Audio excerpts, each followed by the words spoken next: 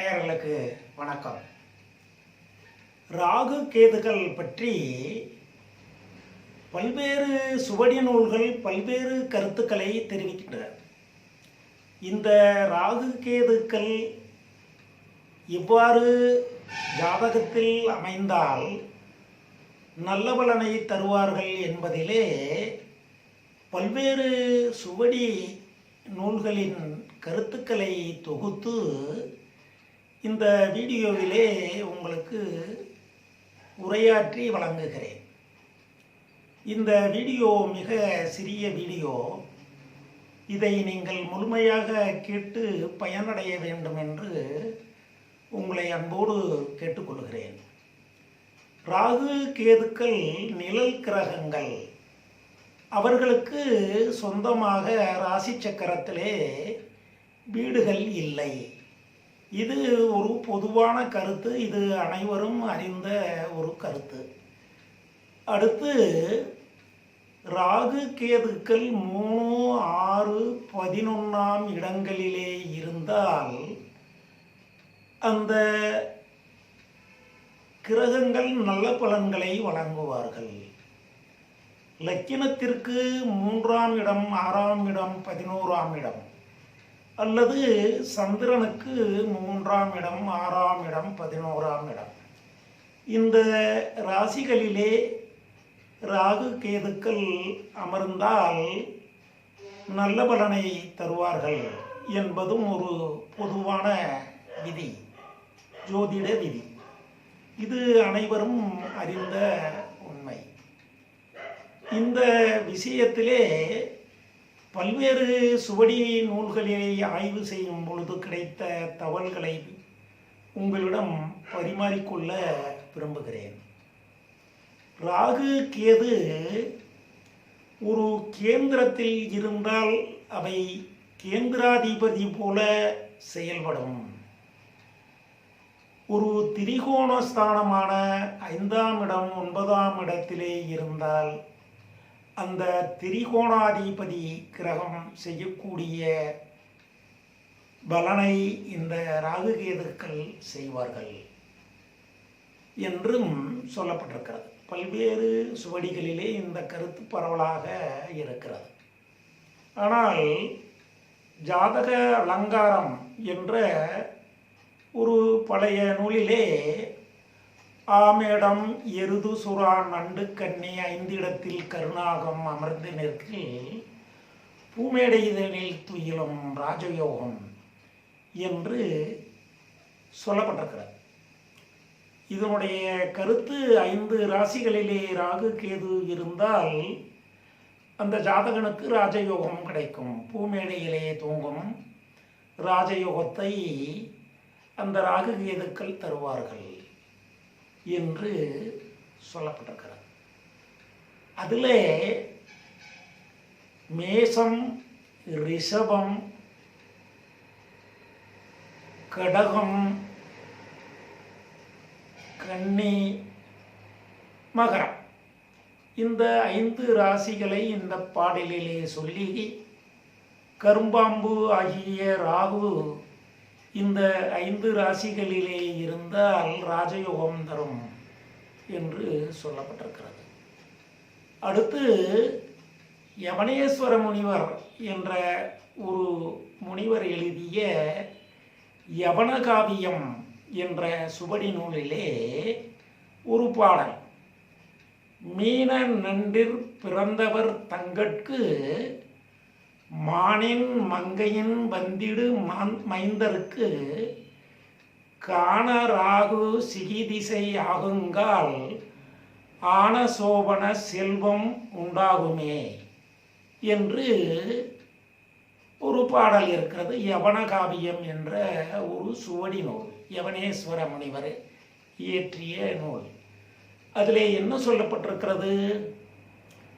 மீன லக்கினம், கடக லக்கினம், கன்னி லக்கினம், மகர லக்கினம், இந்த 4 லக்கினத்தில் பிறந்தவர்களுக்கு ராகு திசை வந்தால் அந்த திசையிலே ராகு செல்வத்தை வாரி வழங்குவார் என்று இந்த சுவடி சொல்லியிருக்கிறது. அடுத்து உத்தரகாலாமிர்தம் என்ற மிகப்பெரிய பிரசித்தி பெற்ற ஒரு சுவடி நூல் என்ன சொல்லுகிறது? ராகு கேதுக்கள் திரிகோணாதிபதியுடன் இணைந்தால் அது அந்த திரிகோணாதிபதி அசுப பலனை தருவார். திரிகோணம் என்பது 5, 9 ஆகிய இடங்களுக்கு உடைய கிரகம் திரிகோணாதிபதிகள். அடுத்து கேந்திராதிபதிகளுடன் ராகு இணைந்தால் அந்த பலன் தீய பலனாக இருக்கும். அந்த கேந்திராதிபதி சுப பலனை தர இயலாது என்று சொல்லப்பட்டிருக்கிறது. உத்தரகாலாமிரம் இதிலே சில முரண்பாடுகளும் உண்டு. கேந்திராதிபதிகளோடு இணைந்தால் திரிகோணாதிபதிகளுடன் இணைந்தால் கெடுபலன். ஆனால் ராகு கேதுக்கள் தனியாக திரிகோணஸ்தானத்தில் இருந்தால் அந்த திரிகோணஸ்தானத்திற்குரிய நல்ல பலன்களை வாரி வழங்குவார்கள் என்றும், அடுத்து ஒரு கேந்திரஸ்தானத்திலே இருந்தால் 4, 7, 10 என்ற கேந்திரஸ்தானங்களிலே இருந்தால் தனியாக அந்த கேந்திராதிபதி என்ன பலனை தருவாரோ அதே நல்ல சுப பலனை ராகு தருவார் என்று சொல்லப்பட்டிருக்கிறது. அதே உத்தரகாலாமிர்தம் என்ற சுவடி நூலிலே. அடுத்து பூர்வ பாராசரியம் என்ற ஒரு சுவடி நூல். அந்த சுவடி நூலிலே 3, 6, 11 இடங்களிலே ராகு கேது இருந்தார்கள். ஆனால் அவர்கள் வலிமை பெற்று சுபபலனை வாரி வழங்குவார்கள் என்று சொல்லியிருக்கிறது. அடுத்து அதே நூல் பராசர பூர்வ பராசரியம், அந்த நூல் சுவடி நூல். அதிலே ஒரு கருத்து, ராகு கேதுக்கள் திசையின் கடைசியில் நல்ல பலன்களை சுபபலன்களை வாரி வழங்குவார்கள் என்று ஒரு அத்தியாயத்திலே குறிப்பிட்டிருக்கிறது. அடுத்து ராகு கேதுக்கள் வலிமை பெற்று ஜாதகத்திலே இருந்தால் அந்த ஜாதகனை ஒரு சக்கரவர்த்தியாக்குவார்கள் என்று அந்த நூல் சொல்கிறது. அடுத்து இன்னொரு அத்தியாயத்திலே என்ன சொல்லுகிறது? ராகு கேது 3, 6, 11 இடங்களிலே இருந்து ஒரு சுபகிரகத்தால் பார்க்கப்பட்டால் வலிமை பெற்று காற்று எவ்வாறு பஞ்சு மூட்டையை தூக்கி எரியுமோ அதை போன்று ஜாதகனுக்கு வரும் துன்பங்களை ராகு தூக்கி எறிந்து அந்த துன்பங்களில் இருந்து ஜாதகனை மீட்டெடுத்து செல்வந்தனாக்குவான், சக்கரவர்த்தியாக்குவான் என்றும் சொல்லியிருக்கிறது. ஆக பல சுவடி நூல்களை ஆராய்ந்து இவ்வாறான அந்த சுவடியை நூல்களிலே சொல்லப்பட்ட பாடல்கள், அதனுடைய பொழிப்புரைகள் முதலியவற்றையும் உங்களுக்கு கூறி இவற்றை நான் விளக்கியிருக்கிறேன். இவ்வாறான ஒரு நிலையிலே இதிலே பொதுவான கருத்து என்பது என்ன? 7ஆம் இடத்திலே ராகு கேந்திரஸ்தானம். ராகு இருந்தால் என்ன பலனை தருவார் இல்வாழ்க்கையிலே என்பது உங்களுக்கு தெரியும். இல்வாழ்க்கை சுகம் அந்த ஜாதகனுக்கு உறுதியாக கிடைக்காது. சில ஜாதகர்கள் இல்வாழ்க்கையே வேண்டாம் என்று பற்றற்ற ஒரு நிலையிலே கூட அமைய வாய்ப்புகள் இருக்கிறது என்றும் பல சுவடிகளிலே சொல்லப்பட்டிருக்கிறது. ஆக கேந்திரஸ்தானம் 7, 4ஆம் இடம் சுகஸ்தானம், சுபகிரகங்கள் இருந்தால் மட்டும்தான் அந்த ஜாதகன் அந்த 4ஆம் இடத்து பலன்களை அனுபவிக்க முடியும் என்பதை ஆணித்தனமாக பல சுவடி நூல்கள் சொல்லப்பட்டிருக்கிறது. எனவே கேந்திரஸ்தானமான 4ஆம் இடத்திலே ராகு கேது இருந்தால் கெடுபலம்தான். அடுத்து 10ஆம் இடம். 10ஆம் இடம் ஒரு உச்ச கேந்திரம். அது தொழில் ஸ்தானம், ஜீவனஸ்தானம், கர்மஸ்தானம். அந்த ஸ்தானத்திலே ராகு இருந்தால் அசுப வழியிலே வணிகத்தை செய்து, அசுப வழியிலே உத்தியோகத்தை செய்து ஜாதகன் இழுக்கடைவான், பொருள் சேர்ப்பான் என்பது தனி. அடுத்தது அவன் புகழை இழப்பான். இதுதானே உண்மை. எனவே கேந்திர ஸ்தானங்களில் ராகு அமர்வது என்பது ஏற்றதல்ல. அது நல்ல பலனை எந்த வகையிலும் தருவதற்கு வாய்ப்பில்லை. அடுத்து திரிகோண இடங்கள். திரிகோண இடமான 5ஆம் இடம் பூர்வ புண்ணிய ஸ்தானம், புத்திர பாக்கிய ஸ்தானம். ராகு இருந்தால் புத்திர தோஷத்தை தான் தரும், நல்ல பலனை தருமா? தர இயலா. அடுத்து 9ஆம் இடம் தந்தையை குறிக்கக்கூடிய பாக்கியஸ்தானம், பித்ருஸ்தானம். அந்த ஸ்தானத்திலே ராகு இருந்தால் தந்தையின் குணங்கள் ராகுவை போல இருக்கும் என்றெல்லாம் பலன் சொல்ல வேண்டியது இருக்கும். எனவே இவ்வாறான கருத்துக்களை கண்டிப்பாக அனுமதிக்க முடியாது. இது 3, 6, 11 என்ற உபஜய ஸ்தானங்களில் இருந்தால் மட்டும்தான் நல்ல பலனை தரும். அதுவும் அவ்வாறு அமையும் பட்சத்திலே குரு, சுக்கிரன், புதன் போன்ற சுப கிரகங்கள் அவர்களை பார்த்தால் மட்டும்தான் சுபபலன்கள் அதிகமாக இருக்கும். அல்லது சராசரி பலன்கள், நல்ல பலன்கள் நடக்கும். இதுதான் ஏற்புடைய ஒரு கருத்து. அடுத்து 11ஆம் இடம் என்பது 9 கிரகமுமே அங்கே இருந்தால் நல்ல பலனை தருவார்கள் என்று ஒரு பொது விதி.